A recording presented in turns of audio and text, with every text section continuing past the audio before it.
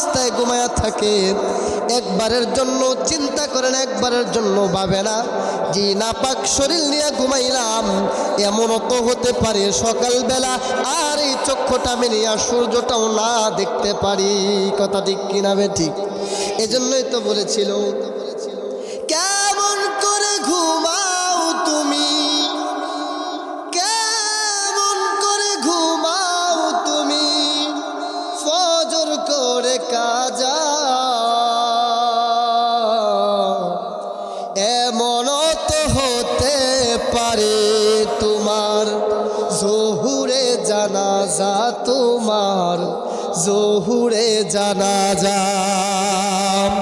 কেমন করে ঘুমাও তুমি, কেমন করে ঘুমাও তুমি, ফজর করে কাজা, এমনও তো হতে পারে তোমার জোহুরে জানাজা, তোমার জোহুরে জানাজা। ও যুবক বন্ধু ভাইরা আমার, আল্লাহ তাআলা পবিত্র কুরআনুল কারীমের ভিতরে বলতেছেন, ইন্নাস সালাতা তানহা আনিল ফাহশাই ওয়াল মুনকারি ওয়াল বাগই। আল্লাহ তাআলা বলেন, নিশ্চয়ই নামাজ মানুষকে ফাহশা কাজ থেকে বাঁচায়, নিশ্চয়ই নামাজ মানুষকে গুনার কাজ থেকে বাঁচায়, নিশ্চয়ই নামাজ মানুষকে জান্নাতের দিকে দাপিত করে। ও ভাই, আজকে পৃথিবীর জমিনের ভিতরে নামাজ আমি আপনি পড়ি, কিন্তু নামাজ পড়ার পরেও কেন গুনাহ থেকে বাঁচতে পারি না? নামাজ পড়ার পরেও কেন গুনার কাজ ছাড়তে পারি না? নামাজ পড়ার পরেও কেন আমার আপনার দিলটা মসজিদের দিকে লাপিত হয় না? ও বন্ধু, ও যুবক ভাইরা, যুবক ভাই যারা আজকের আওয়াজটা শুনতেছ, যুবক ভাই যারা মাইকের আওয়াজ শুনতেছ, তোমাদেরকে বলবো রে যুবক, কি পরিমাণের দুনিয়া পাইয়া তুমি আখিরাতটা ভুলে গেলা? কেমন দুনিয়া পাইয়া আখিরাত ভুলে যাও? কোন দুনিয়ার মায়া পাইয়া তুমি আখিরাত ভুলে গেলা? ও যুবক, এই মুহূর্তেও তোমার মালাকুল মউত আজরাইল আলাইহিস সালাতু ওয়াস সালাম আসতে পারে। কথা ঠিক কিনা বে ঠিক? আরো জোরে বলেন, কথা ঠিক কিনা বে ঠিক? এই মুহূর্তেও কিন্তু মালাকুল মউত আজরাইল আসতে পারে। জুমার আলোচনা শুনতেছেন, এই মুহূর্তেও। এ ভাই, এই জন্য মৃত্যু কখন কোন সময় হয়ে যাবে কাউকে বলে আসে না। আল্লাহ তাআলা বলেন, আইনামা তাকুনু ইউদরিকুমুল মাউত ওয়ালাউ কুনতুম ফি বুরুজিম মুশাইয়াদা। ওই মৃত্যু থেকে যতই তুমি পালানোর চেষ্টা করো না, ওই মৃত্যু তোমার নিকট আসবে, তোমার নিকট আসবে, তোমার নিকট আসবে। এই মৃত্যু থেকে কেউ পলাইতে পারবে না। আমার বন্ধুগণ, ইতিহাস কাটলে পাওয়া যায়, ইতিহাস খুললে পাওয়া যায়। এই পৃথিবীর জমিনের ভিতরে বহু মানুষ ছিল যারা মৃত্যু থেকে পলায়ন করার জন্য চেষ্টা করেছে, মেহনত করেছে, চেষ্টা করেছে, আর বলেছে আল্লাহর মৃত্যু থেকে বাঁচবো, মৃত্যু থেকে বাঁচবো, কিন্তু কেউ মৃত্যু থেকে রক্ষা পায় নাই। আল্লাহ তাআলা কাউকে মৃত্যু থেকে বাঁচায় নাই। সবাই কবরে চলে গেছে নির্দিষ্ট সময়ে, যখন যার যার শেষ হয়ে গেছে। ফেরাউন বলেন, কাফের বলেন, হামান বলেন, কারুন বলেন, আবু জাহেল বলেন, উতবা বলেন, শাইবা বলেন, নমরুদ বলেন, আবুল আহাব বলেন, কেউ মৃত্যু থেকে বাঁচতে পারে নাই। সবাইকেই কিন্তু কবরে যাওয়া লাগছে। কথা ঠিক কিনা বে ঠিক?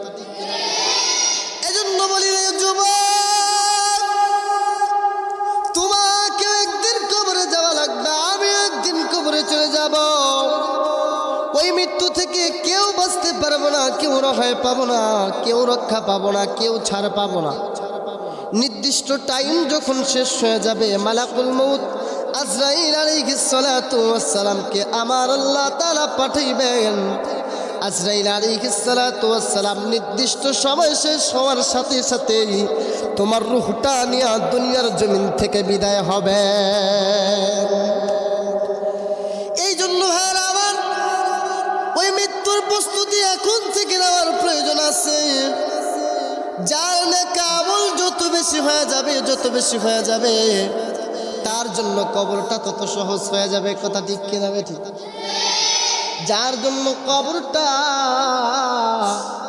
সহজ হয়ে যাবে, তার জন্য জান্নাত নির্ধারণ হয়ে যাবে। আর যার জন্য কবরটা কঠিন হয়ে যাবে গো, তার জন্য জাহান্নাম কিন্তু নির্ধারণ হয়ে যাবে। আমি আমার এই বয়ানের মাধ্যমে গোটা পৃথিবীর যুবকদেরকে জানাইতে চাই, অযুবক,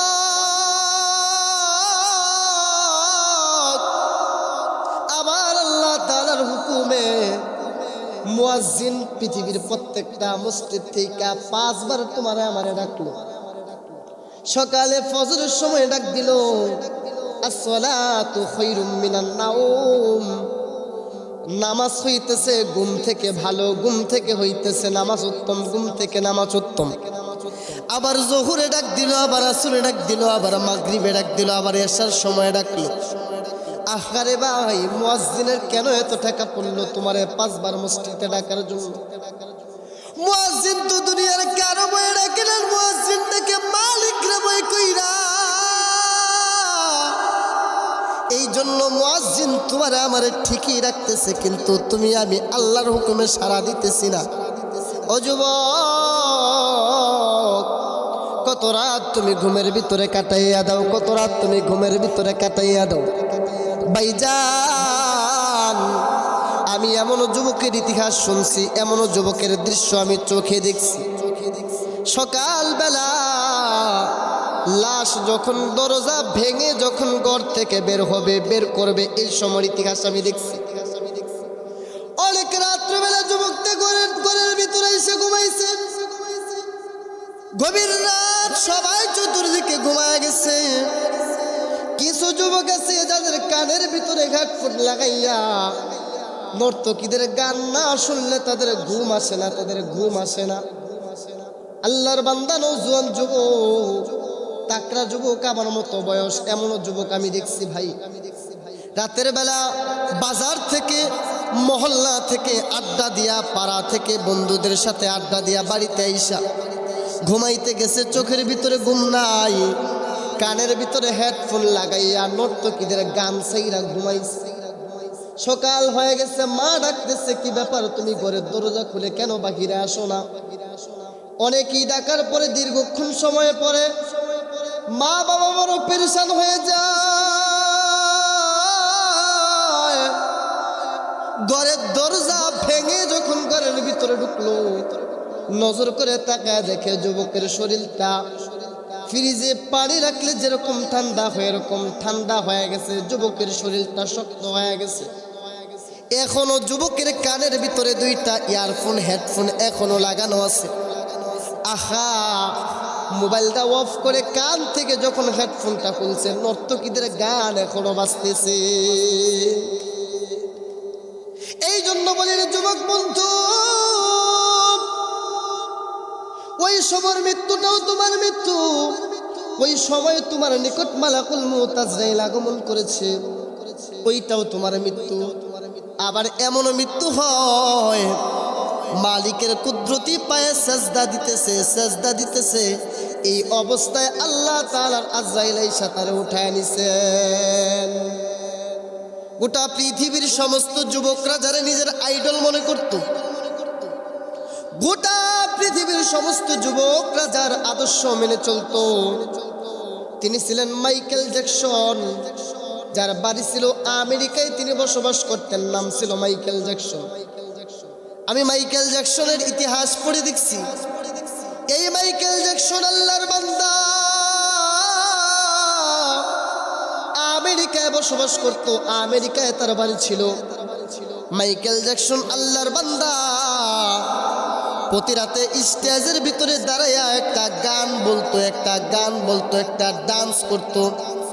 এই মাইকেল জ্যাকসন আল্লাহর বান্দা একটা গান বলার কারণে, একটা ডান্স করার কারণে মাইকেল জ্যাকসনের প্রতি রাতের হাদিয়া হইতো crore crore million billion dollar টাকা। এত কোটি টাকার মালিক মাইকেল জ্যাকসন। মাথা থেকে পা পর্যন্ত 20 জনের উপর ডক্টরটারে চেক করত। শরীরের এমন কোন ইঞ্চি ছিল না মাইকেল জ্যাকসনের প্রতিদিন চেক করা না হইতো। কারণ কি, বাঁচতে হবে কত বছর? 150 বছর বাঁচতে হবে। মাইকেল জ্যাকসনের মনের ভিতরে আশা হইল, আমি 150 বছর বাঁচব, এই 150 বছর শেষ না হওয়া পর্যন্ত আমি মরব না। কিন্তু মালিকের চাওয়া, গোটা পৃথিবীর যুবকদের আইডল ছিল মাইকেল জ্যাকসন। এই মাইকেল জ্যাকসন আল্লাহর বান্দা 50 বছর বাঁচতে পারে নাই। এর আগে মালাকুল মউত আজরাইল আইসা তার জানটা নিয়ে গেছে। আহা, তুমি আর আমিও তো কত স্বপ্ন দেখি, কত নিজের এক সুন্দর করিয়া সাজাইতেছি। আজকে নামাজে যাব না, কালকে যাব, কালকে যাব না, পরশু যাব না, তারপরে যাব। কেন রে ভাই? মুয়াজ্জিন তো তোমারে 5 বার ডাকতেছে, 1 বার না, 2 বার না, 5 বার ডাকতেছে। মুয়াজ্জিনের ডাকে একবারও কি সাড়া দিতে মন চায় না? যে মাইকেল জ্যাকসন এক মুঠ খাবার খাওয়ার সময় 100 বার চেক করে খাইতো, 1 গ্লাস পানি খাওয়ার সময় 1000 বার চেক করে খাইতো। বাঁচতে হবে 150 বছর, 50 বছরও বাঁচতে পারে নাই। এই মাইকেল জ্যাকসনের জীবনে পড়ে পাইছি। এই মাইকেল জ্যাকসন আল্লাহর বান্দা আমেরিকায় বসবাস করত। মাইকেল জ্যাকসন ছিল খ্রিস্টান। মাইকেল জ্যাকসনের একজন অ্যাসিস্ট্যান্ট ছিল, যিনি ছিল পাকিস্তানের সাজ্জা মুসলমান। নাম ছিল আব্দুল ওয়াহাব। নাম কি? নাম ছিল আব্দুল ওয়াহাব। মালিকের কি চাওয়া পাওয়া, মালিকের কি চাওয়া পাওয়া, মালিকের কি চাওয়া পাওয়া। বস হইতেছে খ্রিস্টান, অ্যাসিস্ট্যান্ট হইতেছে পাকিস্তানের সাজ্জা মুসলমান, যার নাম হলো আব্দুল ওয়াহাব। ও যুবক বন্ধুরা, একটু গভীর খেয়াল করে শোনো। এই মাইকেল জ্যাকসন আল্লাহর বান্দা নওজোয়ান যুবক একদিন আমেরিকার ভিতরে বড় বিশাল বড় একটা গানের কনসার্ট শেষ করে, গান শেষ করে, নাচ শেষ করে, আড্ডাগুলো শেষ করে নিজের বাংলো বাড়িতে চলে আসলো। বড় লোক যারা আছে তাদের গ্রামেও বাড়ি থাকে, শহরেও বাড়ি থাকে। কথা ঠিক কিনা বে ঠিক?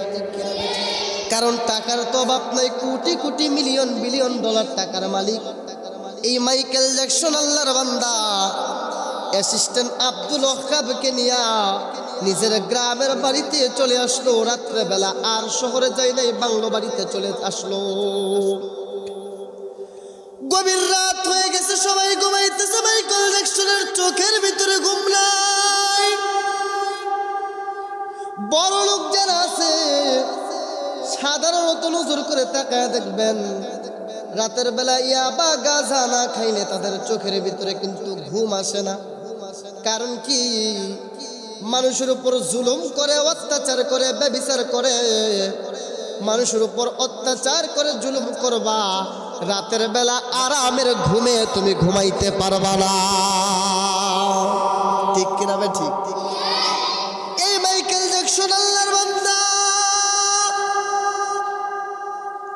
রাতের বেলা ইয়াবা গাঁজা যখন খাইয়া এমন অবস্থায় ছিল, খাইতেছে, খানা খাইতেছে, এগুলো খাইতেছে চোখের ভিতরে, তারপরেও ঘুম আসে না।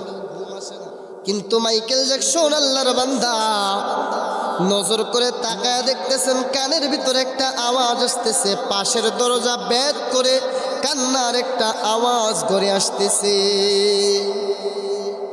মাইকেল জ্যাকসন বড় অবাক হয়ে গেল, কি ব্যাপার?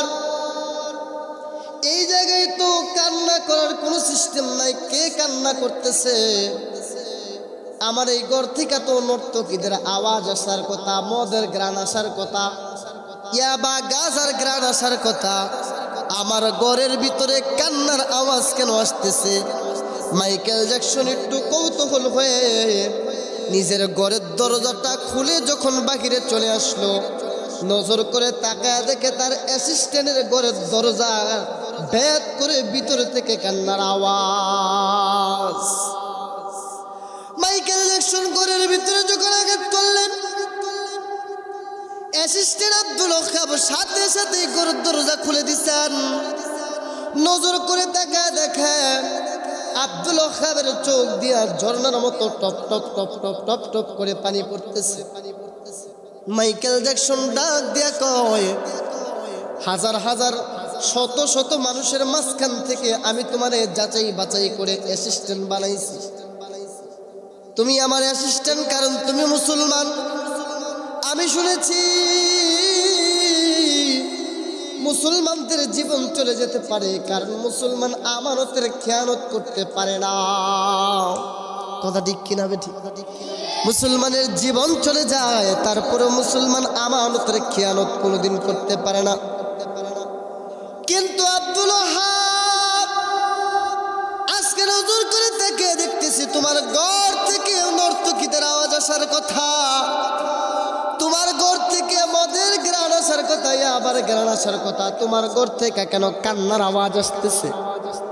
আব্দুল ওহাবের পানিগুলো, চোখের পানিগুলো ঝর্ণার মতো টপ টপ টপ টপ করিয়া পড়তেছে। আব্দুল ওহাব ডাক দেখে, স্যার এইরকম কোনো একদিনে কোনো এক সময়ে আমি আমার বাবারে রাতের বেলা অন্ধকার কবরে নামায়া চলে আসছি। ও স্যার, আমি আমার আব্বার যে ঘরটার ভিতরে নামাইছি, ও স্যার ওই ঘরের ভিতরে বালিশ নাই, ওই ঘরের ভিতরে খাট নাই, ঘরের ভিতরে খেতা নাই, ওই ঘরের ভিতরে জাজিম নাই, এসি নাই, ঘরের ভিতরে বাতি নাই, ঘরের ভিতরে সাথী নাই। ও স্যার আমি আমার আব্বা জানলে যে ঘরটাতে নামাইছি, ওই ঘরের ডানেও মাটি, বামেও মাটি, নিচেও মাটি, উপরের মাটি, ওই ঘরের নামটা হইল অন্ধকার কবর। আব্দুল ওহাব ডাক দিয়ে আমি আমার আব্বার জন্য কান্না করতেছি, কারণ আমার আব্বা আবার শিখাইছে বান্দা যদি কবরে চলে যায় বান্দার জন্য দোয়া করার জন্য। ও স্যার আমি আমার আব্বার কাছ থেকে পবিত্র কোরআন তেলাওয়াত শিখেছি।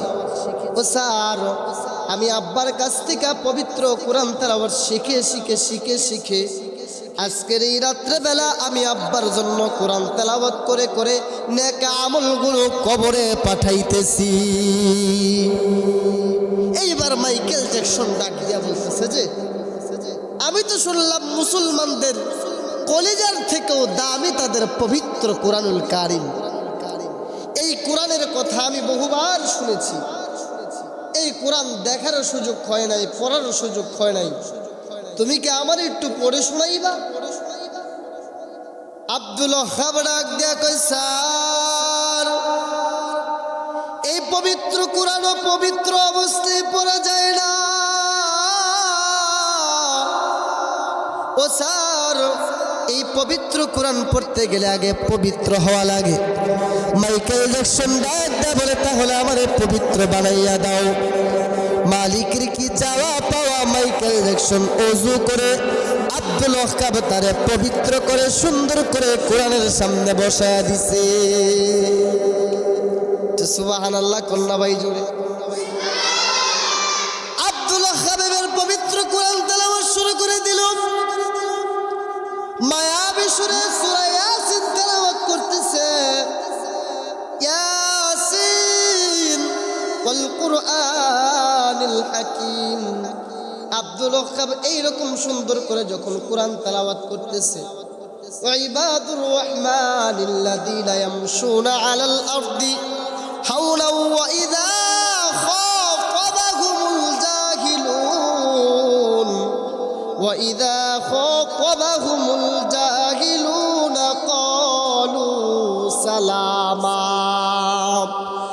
والذين يبيتون لربهم سجدا وقياما والذين يقولون ربنا اصرف عنا عذاب جهنم إن عذابها كان غراما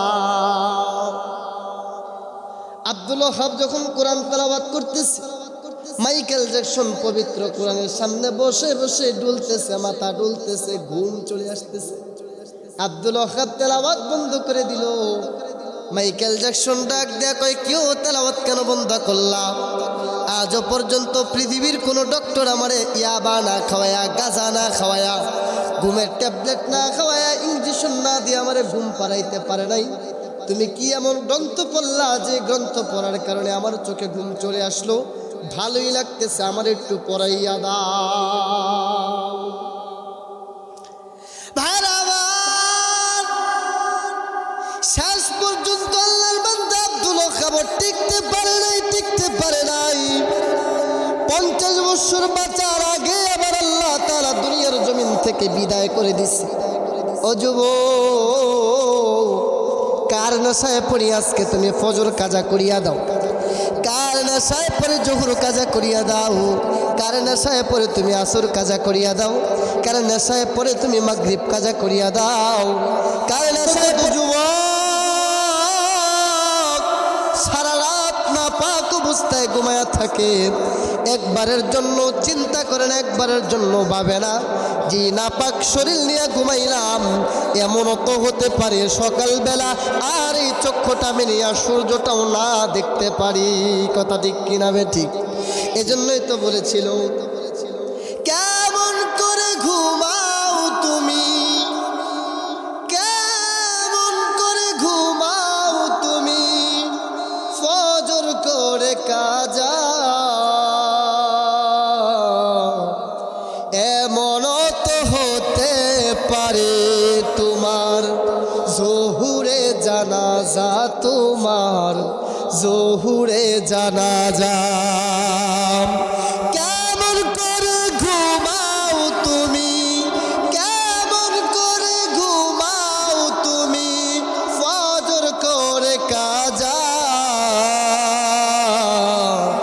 এমনও তো হতে পারে তোমার জোহুরে জানাজা, তোমার জোহুরে জানাজা। মুসলিম হয় না মুসলমানের ঘরেই জন্ম নিলে, কাফের মুমিন তফাৎ হয় সালাতের উপরে। ভাইরে, সালাতের উপরে, ঠিক কিনা বে ঠিক? মুসলিম হয় না মুসলমানের ঘরেই জন্ম নিলে, কাফের মুমিন তফাৎ হয় সালাতের উপরে। বাইরে, সালাতের উপরে। এই জীবনে নামাজ জানো, এই জীবনে সালাত জানো, হয় না কবু কাজা। এমনও তো হতে পারে তোমার জোহুরে জানাজা, তোমার এমনও তো হতে পারে তোমার জোহুরে জানাজা। কেমন করে ঘুমাও তুমি, কেমন করে ঘুমাও তুমি, ফজর করে কাজা। এমনও তো হতে পারে তোমার জোহুরে জানাজা, তোমার জোহুরে জানাজা। রাসূল আরবি সাল্লাল্লাহু আলাইহি ওয়াসাল্লাম আল্লাহর পক্ষ থেকে সূরা বুরুজে এই 10 রাত 10 দিন সম্পর্কে আল্লাহ তাআলা সূরা বুরুজে কসম করেছেন, বলেছেন ওয়াস-সামা'i যাতিল বুরুজ ওয়াল ইয়াউমিল মাউউদ। আল্লাহ তাআলা এই জিলহজ মাসের ফজিলত, এই জিলহজ মাসের গুরুত্ব, এই জিলহজ মাসের মর্তবা অনেক বেশি লিখেছেন। এই জিলহজ মাস আমাদের নিকট আগমন করেছে, আলহামদুলিল্লাহ। এই জিলহজ মাস পাওয়ার পরে আমাদের কিছু আমল করতে হবে। কারণ নবীজি সাল্লাল্লাহু আলাইহি ওয়াসাল্লাম এই জিলহজ মাসের ফজিলত, এই জিলহজ মাসের বরকত আমাদেরকে অনেক বেশি বলে গিয়েছেন। রাসূল আরবি সাল্লাল্লাহু আলাইহি ওয়াসাল্লাম বলেছেন যে রমজানের পরে নিজের গুনাহগুলোকে মোচন করে আবার সুন্দর করে নিজেকে পরিবর্তন করার মাসই হলো জিলহজ মাস। কি মাস ভাই? আরো জোরে বলেন কি মাস ভাই? জিলহজ মাস। এই জিলহজ মাসে যেই নেক আমলটা বেশি থেকে বেশি করতে হবে, অন্যান্য মাসে আমরা যেই পরিমাণে নেক আমল করতাম, এই জিলহজ মাসে আমরা অন্যান্য মাসের থেকে অন্তত জিলহজের প্রথম যে 10টা দিন আছে, এই 10টা দিন আমরা বেশি থেকে বেশি নেক আমল করব। এটা নফল হোক, এটা ফরজ হোক, এটা সুন্নত হোক, এটা ওয়াজিব হোক, এটা মুস্তাহাব হোক, যে কোনো আমলগুলো আমরা একটু বেশি বেশি করার চেষ্টা করি। আরেকটি কথা আমরা একটু খেয়াল করে শুনি। এই জিলহজ মাসের চাঁদ যেদিন আকাশে উদিত হয়েছে, এই দিন থেকে অর্থাৎ একই জিলহজ থেকে 9 জিলহজ পর্যন্ত নফল রোজা রাখতে হবে। অর্থাৎ আরাফার দিন পর্যন্ত নফল রোজা রাখতে হবে। যারা নফল রোজা রাখবো তাদের জন্য আল্লাহ তাআলা কি পুরস্কার রাখছেন, কি নেক আমল রাখছেন আপনাদেরকে একটু শোনায়া দেই। যারা নফল রোজা রাখবে এই জিলহজ মাসের 1 তারিখ থেকে 9 তারিখ পর্যন্ত যারা রোজা রাখবে, যারা নফল রোজা আদায় করবে, আল্লাহ রাসূল জনাবে মুহাম্মদুর রাসূলুল্লাহ সাল্লাল্লাহু আলাইহি ওয়াসাল্লাম বলতেছেন যে এক একটা রোজা এক এক বছরের গুনাহ মাফ করে দিবে। সুবহানাল্লাহ। আর জোরে বলেন না ভাই, এক একটা রোজা এক এক বছরের সগীরা কবিরা সমস্ত গুনাহ মাফ করে দিবে আল্লাহ। তাহলে জিলহজ মাসের 1 তারিখ থেকে 9 জিলহজ পর্যন্ত অর্থাৎ আরাফার দিন পর্যন্ত আল্লাহ তাআলা আমাদের প্রত্যেককে রোজা রাখার তৌফিক দান করুন। সকলে বলেন আমিন। আরেকটা আমল হলো যে জিলহজ মাসের আরো বেশ কয়েকটা আমল, তার মাঝখান থেকে আরেকটা আমল হলো যে এই জিলহজ মাসে আমরা বেশি থেকে বেশি তাকবীরে তাশরিক পাঠ করব। অর্থাৎ তাকবীরে তাশরিক হলো আল্লাহু আকবার, আল্লাহু আকবার, লা ইলাহা ইল্লাল্লাহু, আল্লাহু আকবার, আল্লাহু আকবার, ওয়ালিল্লাহিল হামদ। আরেকটা নেক আমল হলো যারা কুরবানি দিব, যাদের উপর কুরবানি নিসাব পরিমাণের মাল থাকা অবস্থায় যাদের উপর কুরবানি ওয়াজিব, অর্থাৎ কুরবানি তো 10ই জিলহজ, 11, 12 এই 3 দিন পর্যন্ত কুরবানি চলবে। যাদের উপর কুরবানি ওয়াজিব, যারা নিসাব পরিমাণের মালের অধিকারী আছেন তাদের উপর কুরবানি তো ওয়াজিব হয়ে যাবে এই 3 দিন পর্যন্ত। এটা ছেলে হোক, এটা মেয়ে হোক, সবার উপর কুরবানি। যাদের কাছে নিসাব পরিমাণের মাল থাকবে তারা এই কুরবানি করা লাগবে আল্লাহর পক্ষ থেকে। এটা ইব্রাহিম আলাইহিস সালাতু ওয়াস সালামের সুন্নাত হিসাবে এই কুরবানি আপনার উপর আমার উপর ওয়াজিব থাকবে। তবে যারা কুরবানি করতে পারবো না, যারা কুরবানি করব, উভয়জনের জন্য কুরবানির একটা নেক আমলের অংশীদার যে হয়ে যাবেন। এটা নেক আমল অল্প একটা ছোট্ট আমলের মাধ্যমে করতে পারবেন। ওই আমলটা হলো এই যে জিলহজের চাঁদ যে উদিত হয়েছে, আজকে যে জিলহজের চাঁদ উদিত হয়েছে, এই জিলহজের চাঁদ যেই দিন থেকে উদিত হয়, ওই চাঁদ ওঠার আগ মুহূর্ত থেকে হাত, পায়ের নখ, মাথার চুল, মুছ, গোঁফ, দাড়ি এবং কি শরীরের অবাঞ্ছিত নোমগুলো যারা কাটা থেকে বিরত থাকবেন, নবীজি সাল্লাল্লাহু আলাইহি ওয়াসাল্লাম বলেন ওই মানুষগুলো এক একটা উট, এক একটা কুরবানের সওয়াব পেয়ে যাবে। সুবহানাল্লাহ। আর জোরে বলেন না ভাই সুবহানাল্লাহ। শুধু যে এক একটা কুরবান কবুল হওয়ার সওয়াব পেয়ে যাবে এটা না, এক একটা কুরবানির সওয়াব কতটুকু বেশি হয় জানেন? এক একটা কুরবানির ফজিলত সওয়াব হলো যে একটা বকরি অথবা একটা দুম্বা অথবা একটা বেড়া অথবা একটা উটের উপর হাত রাখলে বা উটের শরীরে যেই পরিমাণের পশম হয়েছে প্রত্যেকটা গুণে গুণে ওই পশম পরিমাণের নেক আমল তার আমল নামায় দেওয়া হবে। আল্লাহ তাআলা আমাদেরকে এই আমলটা করার তৌফিক দান করুন। সকলে বলেন আমিন। আর জোরে বলেন আমিন। আর এই জিলহজ মাসে আমরা বেশি থেকে বেশি ইবাদত বন্দেগী করব। এই জিলহজ মাস মালিকের পক্ষ থেকে বড় নিয়ামতের একটি মাস। এই মাস আমরা পেয়েছি, এমনও হতে পারে যে আগামী বছর আমরা এই মাস পাবো না। এজন্য আসুন আমরা সকলেই এই জিলহজ মাসে বেশি থেকে বেশি আমরা দোয়া করি, বেশি থেকে বেশি আল্লাহর কাছে তওবা ইস্তিগফার পাঠ করি, বেশি থেকে বেশি তাসবিহ তাহলিলগুলো পাঠ করি। আর এই জিলহজ মাসের সবচেয়ে বড় নিয়ামত যেটা হলো, সবচেয়ে বড় ফজিলতপূর্ণ দিন যেটা হলো, ওই দিনটা হলো আরাফার দিন। কোন দিন ভাই? আরাফার দিন। কোন দিন ভাই একটু জোরে বলেন। ওই দিনটা হলো যে আরাফার দিন, যেই দিন দোয়া করলে আল্লাহ তাআলা স্বয়ং কবুল করিয়া নেয়। সুবহানাল্লাহ।